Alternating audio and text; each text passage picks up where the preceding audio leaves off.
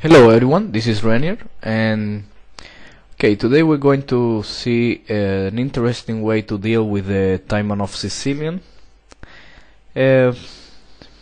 Basically it's a positional way to play it with the white pieces. The game we're going to analyze today was played in 2006 in the Chess Olympiad again with the white pieces, Charbonneau from Montreal against Vichy Anand. The game went e4, c5, knight f3, e6, and then knight c6. This is a especially difficult, difficult to deal with defense, because black is very sound in this defense. It's not like the Can Sicilian where black lets white take the initiative very quickly in the opening. Here with knight c6 he has more control in the center, and he can switch from still set up with like Speringham or d6, or maybe just a6 and keep the pawn on d7, b5. It's not so easy, in my opinion, to find an easy route to advantage with white. Most people nowadays prefer to play the English attack with knight c3, bishop e3, queen d2, but of course there is a lot of theory there, and there is the game is probably very tactical. So if you are looking for a slower way to deal with this defense, and especially if you want to keep it under control, it's very interesting to look at the move knight b5.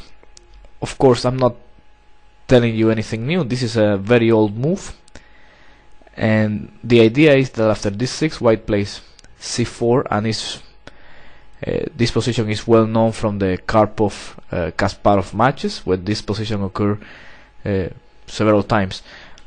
Alright, now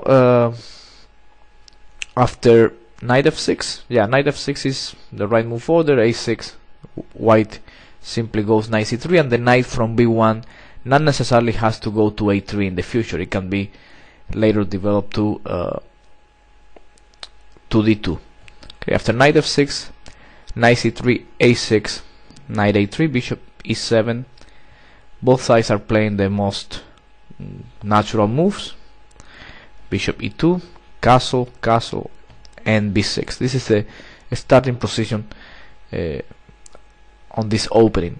Now I made sure that I checked all the sources, and Charbonneau played the move bishop f4, which I find very interesting. This move is not mentioned in the Delchev book. That's on the Taimanov. That's the reference book nowadays. A book first published in 2007, I think, and then it was published again in 2008, the second edition. But they don't mention this move here, and the idea is clear. With the bishop on f4, it makes even more difficult for black to play this d6 d5. That is the thematic advance in this type of hedgehog positions. So black probably should invest a couple of tempos to get the bishop out of f4, perhaps with knight e5 and knight g6, but white then will return to e3. White's idea is to play on the space and to put pressure on the d6 and b6 pawns. Also later, after organizing queen d2, rook fd1, rook c1, bring the knight from a3 to the center. That could be done from c2 or from b1 to d2 later. Let's see how the game developed. Bishop b7, Anand played bishop b7, then queen d2. There is another idea of Yudasin, who played rook e1 in this position. This is an old way to deal with the variation, and I find it very interesting as well. Some plans include, for example, bishop f1, rook c1, and then later rook c2 and rook d2, both of the white rooks in the center, putting pressure on d6. Later the bishop can go from f4 to g3, and then white can play f4 and gain more space. But the important thing here is to not to overextend so much and to keep all of black's reactions, b5, d5, under control. Okay, but let's get back to the main game, in which Taimanov played queen d2, now knight e5, and now white played the move f3. Okay, defending the pawn on e4.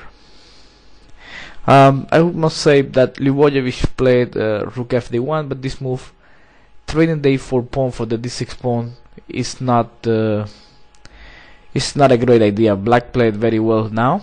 Okay, he can play queen c7, but no, he played knight g6, trying to obtain equality right away. After bishop takes on d6, he trades, and then he takes on e4. Knight takes, bishop takes, and white doesn't have anything special in this position. The knight on a3 is very bad located. It has to go to c2 as soon as possible, but black is very solid. Knight e5, knight a4, knight d7, and now after bishop c6, the knight on a4 looks pretty, but it cannot stay there forever. Bishop c6, knight c3, and black's position should not be underestimated. Now there is a common attack in this type of position that starts with g5, and after king f2, knight e5, draw a grid, but the position is playable, of course, and black has this plan of throwing the pawns with h5, f5, g4. I don't know, it's still a playable endgame in my opinion.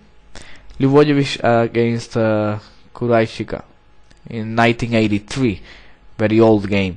Okay, so the move rook fd1, trying to get clever, make black play a move like queen c7, then play f3. No, it doesn't fully work. It's better just to go f3 right away. Okay, now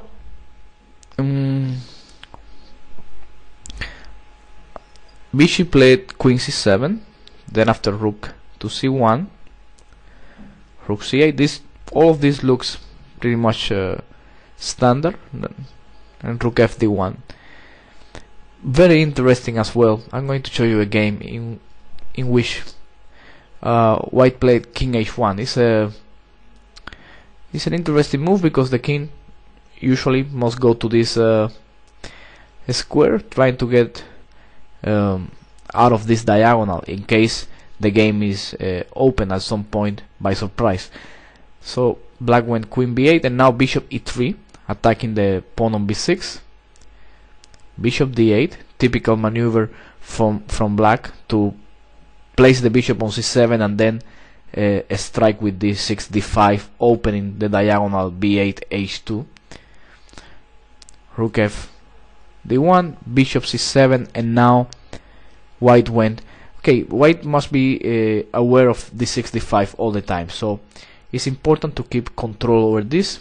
So white goes bishop g5 by putting pressure on the knight. If d5, he can take on f6, then take on d5, and the central rupture is not good for black in this moment. So black is forced to play knight d7, and now again d6, d5 is in the cards, but white plays bishop f4. And yeah, there is some contention from white side. Okay, one plan could be, after, let's say, one plan is the typical knight b1, b4, a3 later, and then move the queen to e3 and knight d2, try to bring the knight from b1 to b3. That's the ideal position of the knights. The knight, both knights, one on c3, one on b3, supporting the pawn's attack on the queen side. In this game, after bishop f4, black went knight e5, and then white was willing to repeat with bishop g5. I'm not sure that after knight e7 he would repeat another time. but who knows? Black had was a higher rated player, so perhaps white was interested in a draw. In any case, black tried to push it with knight g6, and after bishop takes on f6, g takes on f6, queen d4, white had the better game. Basically, in these positions, if black cannot react in the center with d6, d5, or on the queen side with b5, then his position is usually very, very passive. After king g7, knight c2, and this was a very nice idea. The knight is going to e3, and there is some plans of sacrifice with knight c to d5 and then occupy the square f5 with the knight. Game continued, h5, knight e3, rook h8, and now white went knight d5. A beautiful sacrifice. E takes d5, check, king f8, queen takes on f6, and okay, now black went rook h7, which was the bad defense, and after c takes d5, white has a winning position.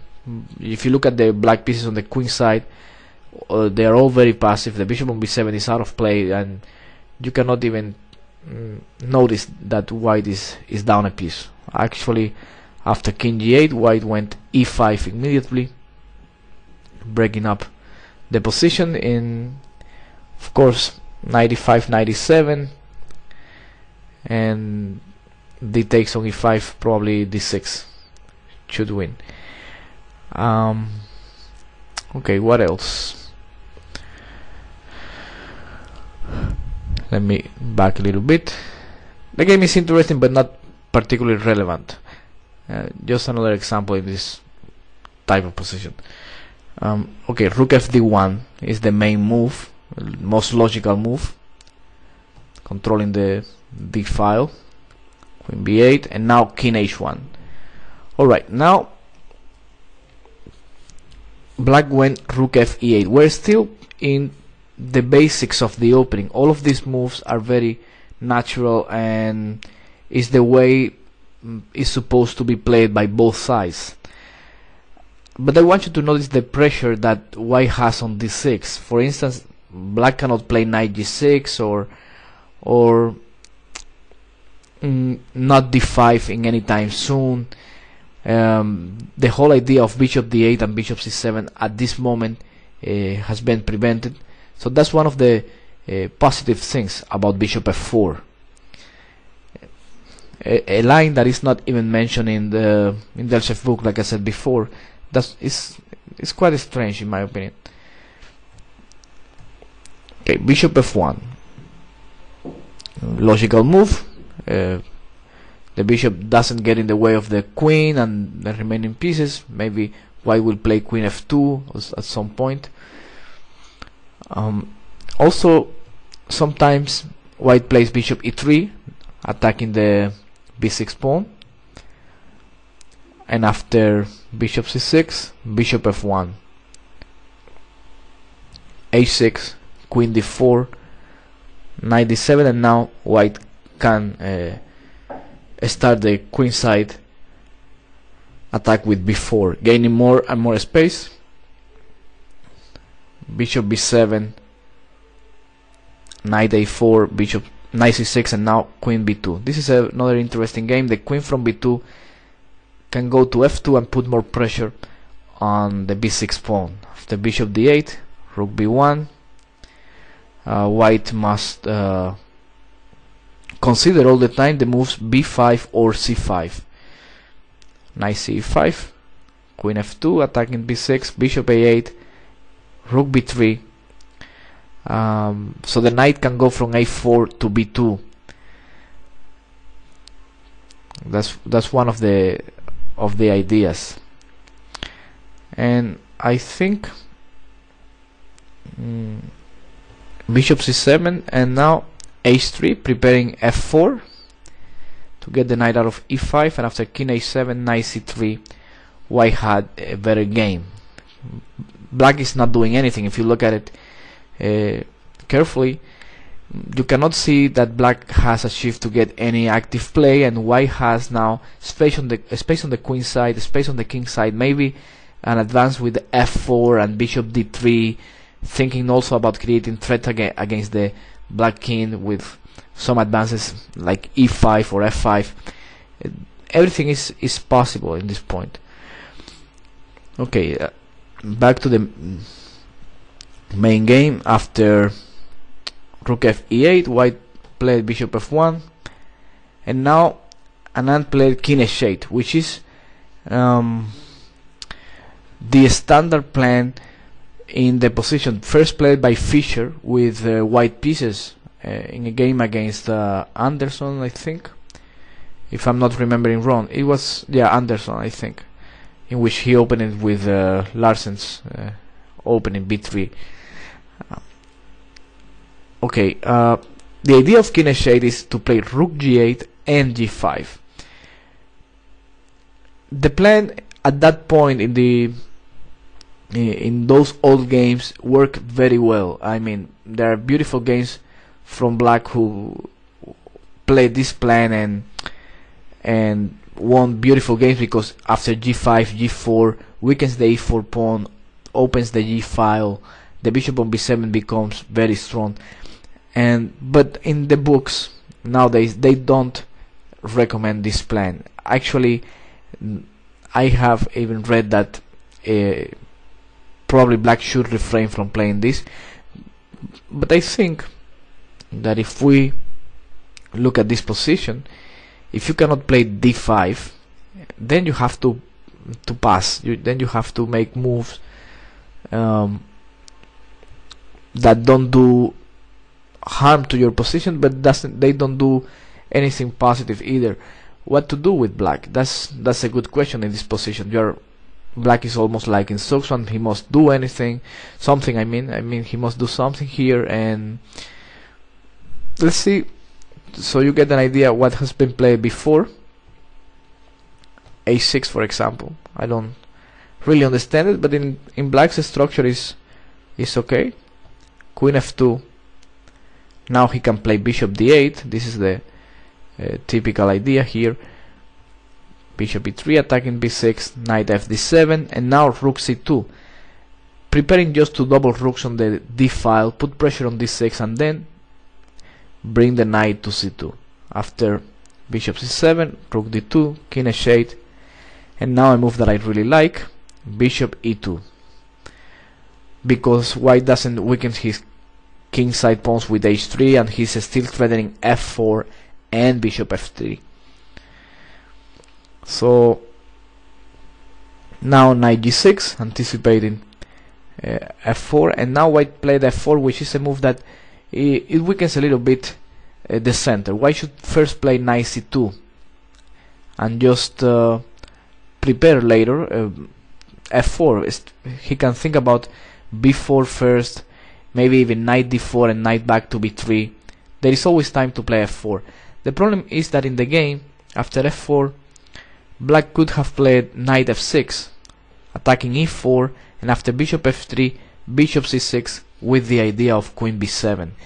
And yes, the pressure on e4 is real, and the problem may be that white cannot play something like queen e2 and bishop g1, because the bishop on e3 cannot move because of the pawn on f4. White also doesn't want to move any of the central pawns, because any advance would leave squares unprotected. G3 is a very compromising move, opening the diagonal. Also, after queen b7, it's difficult to defend e4 in a natural way. And finally, the queen on f2 must now guard the square h4, because if the queen moves, let's say queen e2, black can even consider knight h4 and trade the knight for the important f3 bishop. But black didn't play like this. Black played knight c5, and then the plan worked very well for white, who played f5, knight e5, and then f6, not allowing black to open the position. he has a good knight on e5, but that's it. The position remains close, and now white has an initiative on the king side. After knight takes on e4, knight takes, bishop takes, queen h4, attacking the bishop on e4, and f takes on g7, d5, and queen takes on h6 with a decisive advantage. Game between two international masters. Okay, back to the game. Anand played king h8. I believe we're on move 17 only, and what to do here? Bishop e3. There is nothing else to do on f4, and black was preparing to play rook g8 and g5, so white starts attacking the pawns on d6 and b6. Bishop a8, bishop g1. Very interesting plan, and this is where you have to start paying attention, because this is what was very interesting from the game, the way that Shabanov kept Anand under control in this game. Now rook g8, queen e3 with an eye on b6 again, and now the idea is that, for example, if bishop d8, white can play f4, and his coordination looks perfect, because knight g4 now doesn't impress so much. Both of the knights, they look very discoordinated, and probably black should play something like knight g6 or knight e to d7. And okay, I think after knight c2 next, probably white has some advantage, or knight b1 and knight d2. I like knight b1 and knight d2 because the knight on d2 protects e4 and c4 and can move to the center with knight f3 later. Still, perhaps this was the better way to play.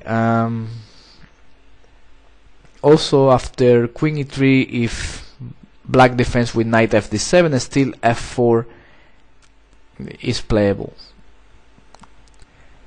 Okay, in the game, Anand played knight e to d7, and now Shabanov played knight b1. Very good move. The knight is going to d2, defending e4, because g5 and g4 is meant to weaken that that pawn chain that white has, e4, f3, g2.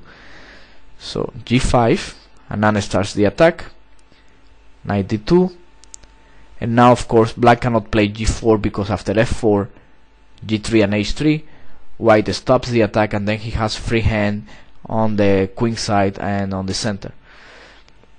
So bishop d8, Anand played, and now b4. The attack on the queen side starts. Bishop c7 with an eye on f4. Black is thinking about d5 followed by bishop f4 in some lines. And Shabanov played queen e1. I also like this move. If you look at the white pieces, all in the first rank and all pointing from very far away, and this is the spirit of this opening. White wants to play knight b3 next, then a4, a5, or c5. Depends on what's the best rupture at that moment. It was possible to play knight b3, and then I think black should just go rook g6, because d5 is not good. After c takes d5, bishop f4, not e takes d5. After knight d5, the position looks winning for white. Bishop f4, queen d4, bishop c1, rook takes e1. Even though white is down on exchange, his position is much better. Black misses the dark square bishop. The attack with king h8 and rook g8 is not going anywhere. a6 is now falling, and also this spin with the queen on d4, the king on h8 is very uncomfortable for black. So, but of course, after knight b3, rook g6 with the idea of rook c to g8 is the best black can do, which doesn't differ much from the game in which Shabanov played queen e1, rook g6, and now bishop d3. Again, a very precise move. Knight e5. It doesn't make much difference from if he moves the rook, let's say, to a6. After bishop e3, attacking the g5 pawn, rook g8 and knight f1. This is one of the reasons of bishop d3, to free the square f1 for the knight that is defending h2. And after knight e5, bishop e2, white is ready to continue the queenside attack. There are some ideas like queen d2, attacking the g5 pawn, a4, a5, opening some files, because one of the ruptures is to play a4, a5, and when he takes on a5, then white pushes b5. The idea is to capture on b5 with a knight. Knight e5 played in the game, bishop e2, rook g8, and now bishop e3. Again, very precise from white.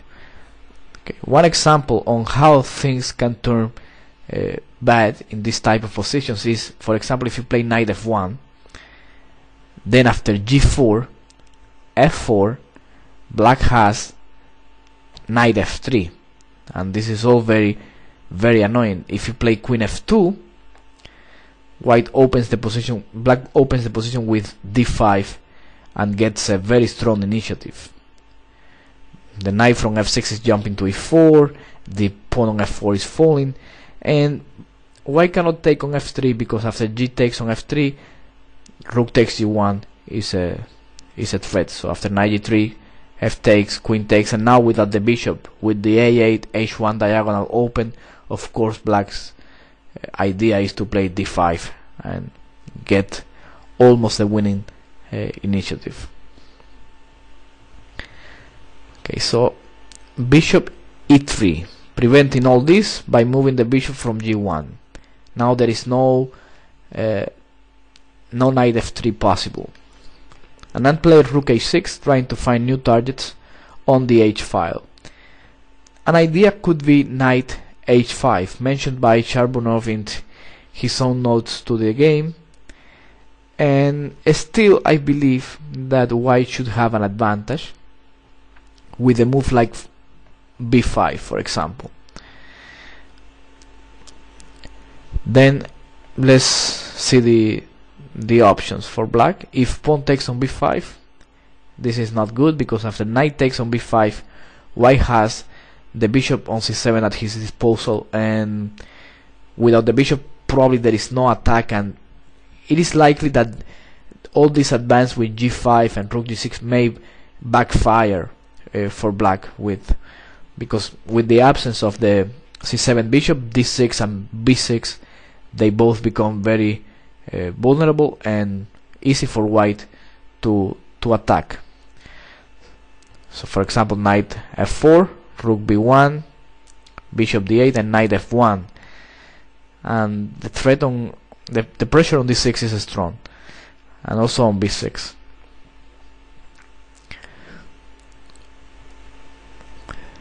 Okay, that's if bishop b7, which is one method to handle this attack. Then white can play queen f2, threatening to take on d6.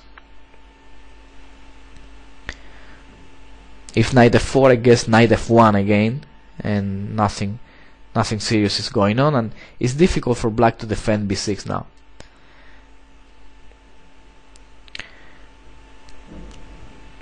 If a5, then bishop d4, pinning the knight on e5. This prevents g4, and after knight f4, bishop f1, and now f6. This is probably the critical line and the critical position, but it looks like white is still better. For example, after queen e3, rook h6, g3, knight h5, king g1, with the idea of knight a4 and knight b3, putting pressure on the black's pawns on the queen side. This is probably the critical position, but it looks like black's attack is going nowhere.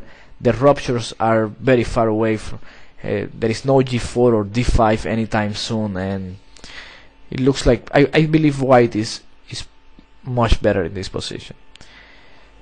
It's a very comfortable position to play, space advantage, and black doesn't have real threats.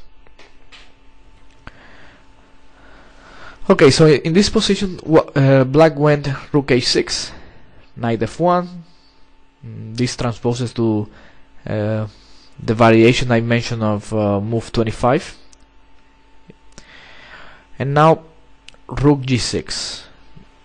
And this is probably a dubious move. I think the only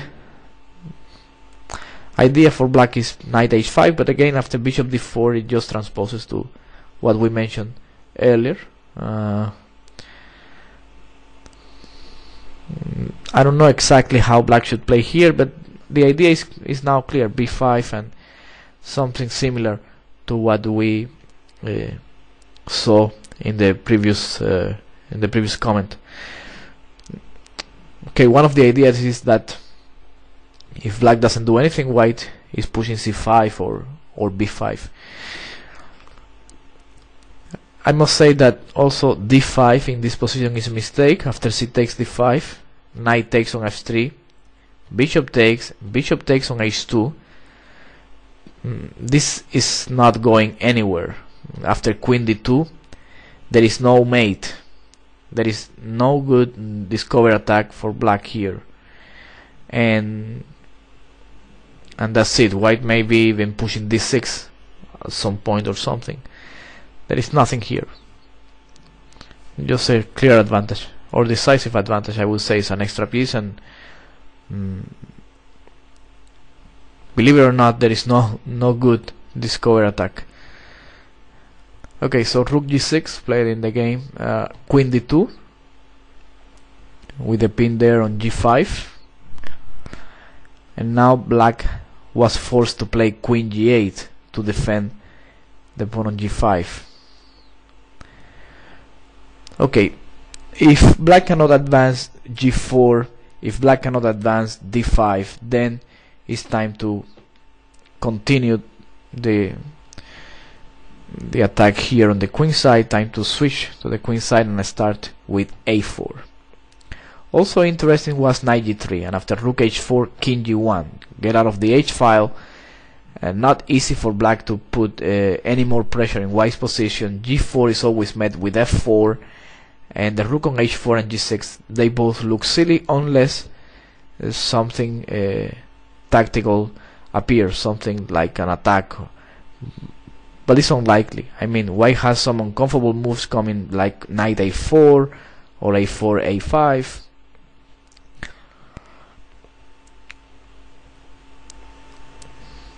Okay, white went a4 in the game, and after bishop b7, c5.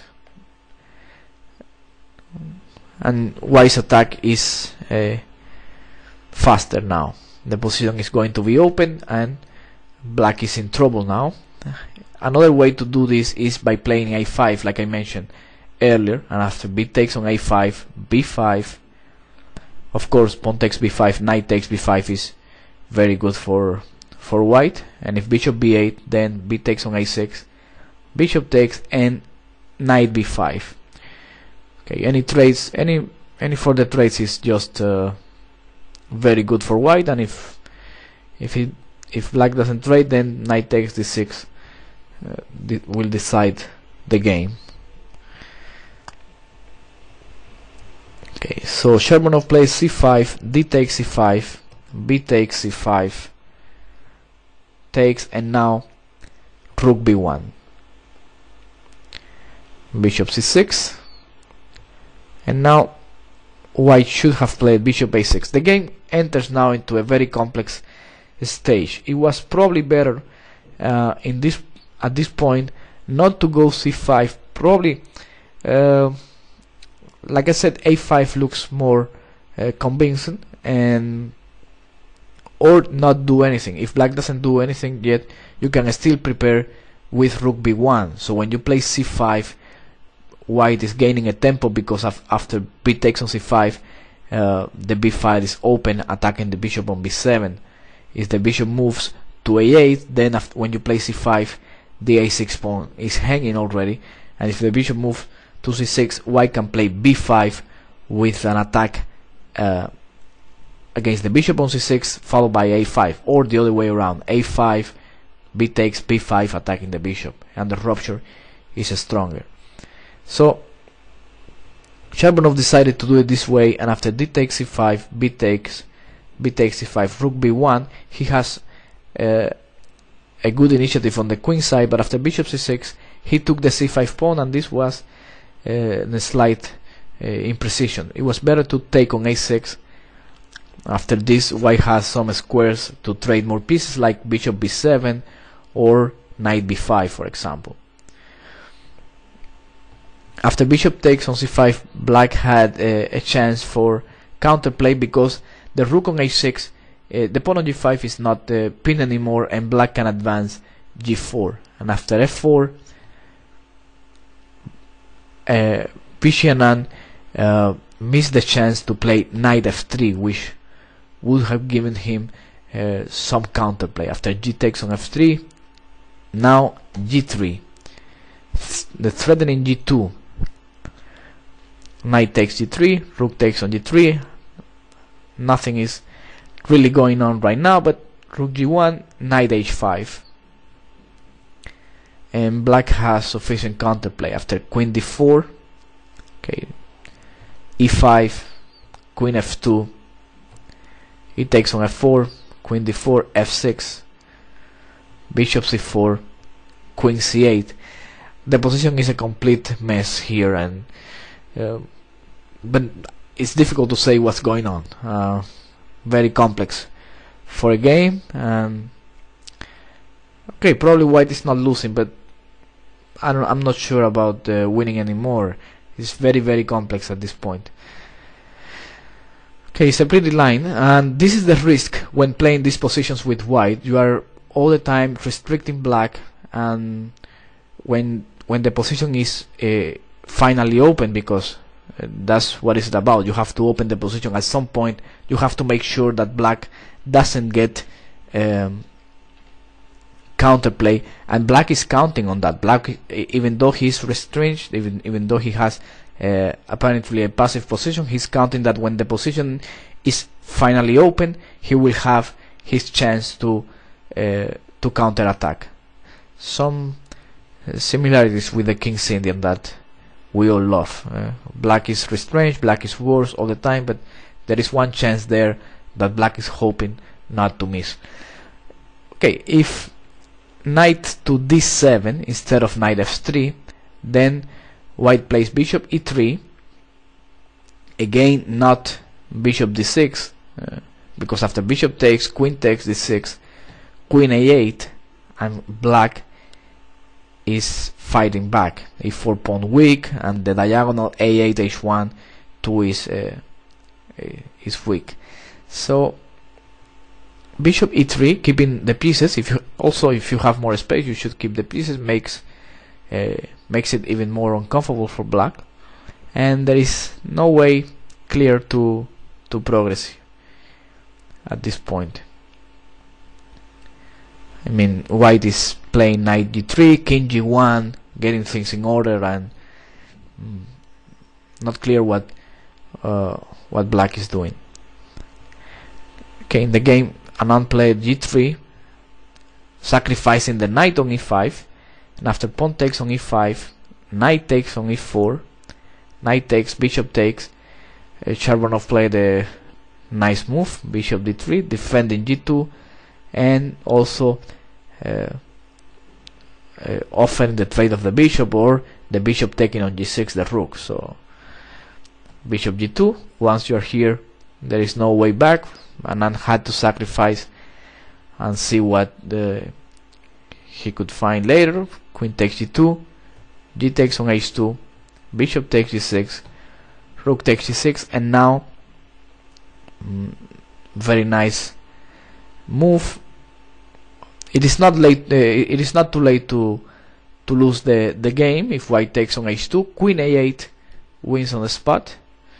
So knight g3, good move, and after rook takes on g3, queen e4.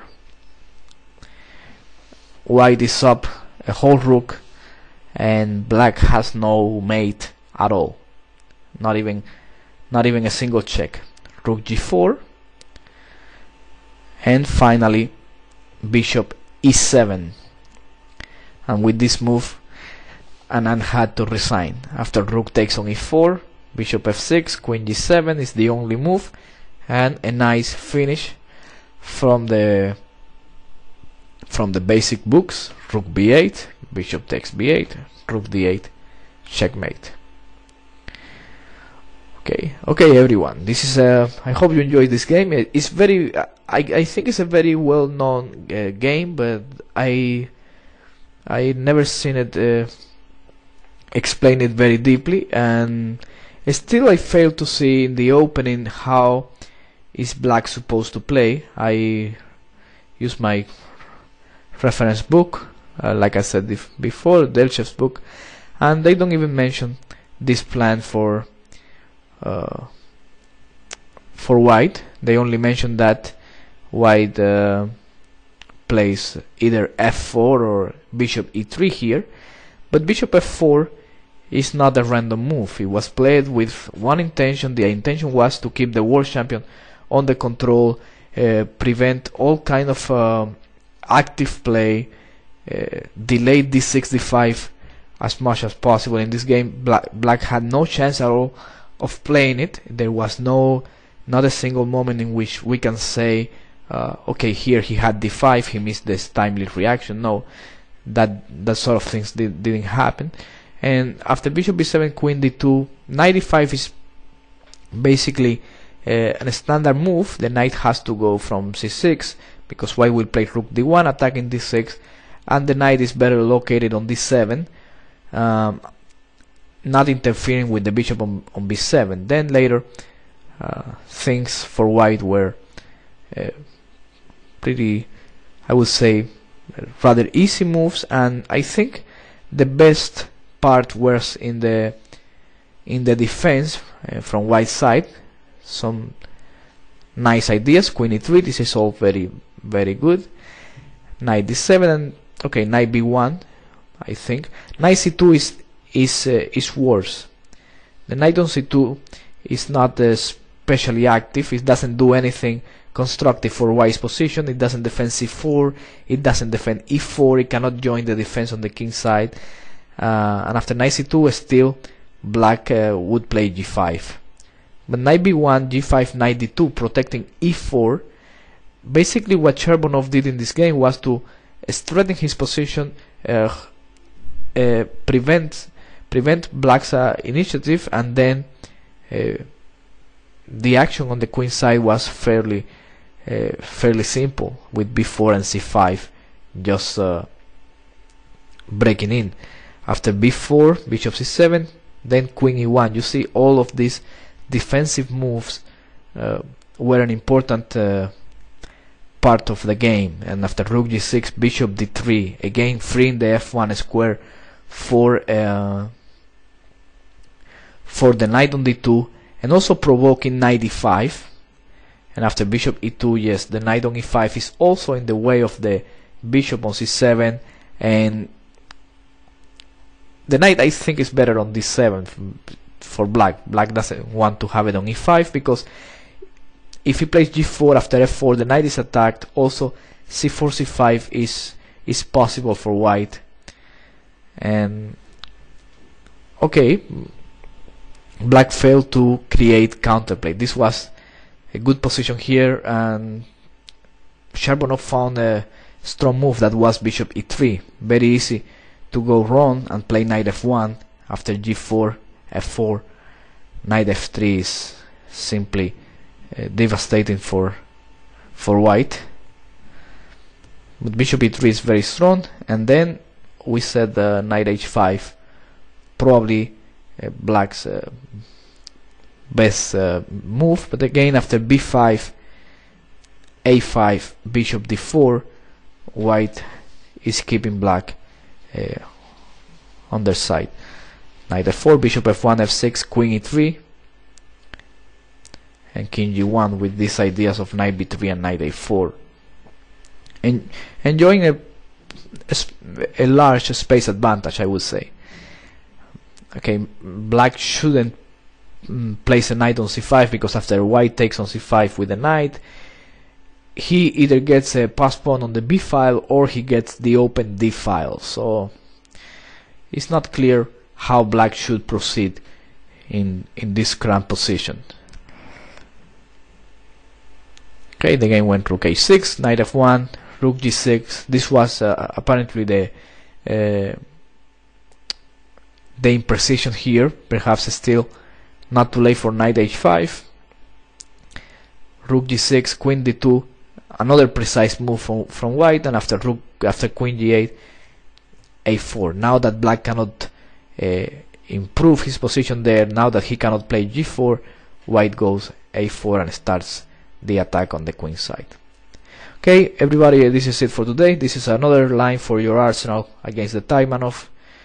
Feel free to leave any comments on the forum, and I'll be happy to respond.